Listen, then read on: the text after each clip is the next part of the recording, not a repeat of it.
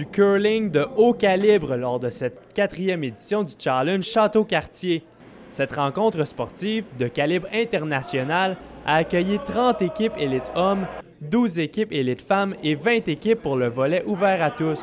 Le tournoi s'inscrit dans les tournois du World Curling Tour, ce qui permet aux joueurs d'accumuler des points pour les essais olympiques. Les équipes vont dans les championnats canadiens ou nationaux, ça joue dans les arénas, fait que c'est un peu les mêmes conditions de glace, fait que ça les prépare un peu pour les conditions qu'ils vont avoir là, dans les tournois futurs. Le rêve de tout curler, c'est de participer aux Olympiques, donc ça fait partie de l'attrait de l'événement et le fait qu'il y ait des joueurs du calibre qu'on a ici présentement.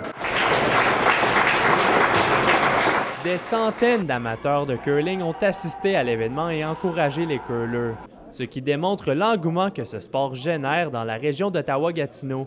De montrer qu'on est capable d'organiser un gros tournoi comme ça prouve qu'il y a de l'engouement pour le sport et qu'on mériterait d'avoir un club de curling là, plus central à Gatineau.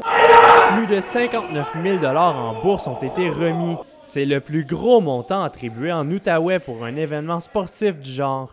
La participation de plusieurs joueurs figurant parmi les meilleurs au monde ont fait de ce tournoi de curling le plus grand dans l'Est du Canada. C'est un bel événement pour la ville et également c'est un événement via maintenant les médias sociaux qui fait partie du World Curling Tour, donc du circuit mondial et qui est suivi par Internet par de nombreux amateurs de curling, que ce soit de l'Est ou l'Ouest du Canadien ou même dans le monde.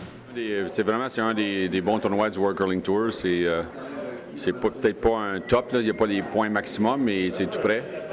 Puis c'est certainement un des meilleurs événements dans l'Est du Canada, en tout cas.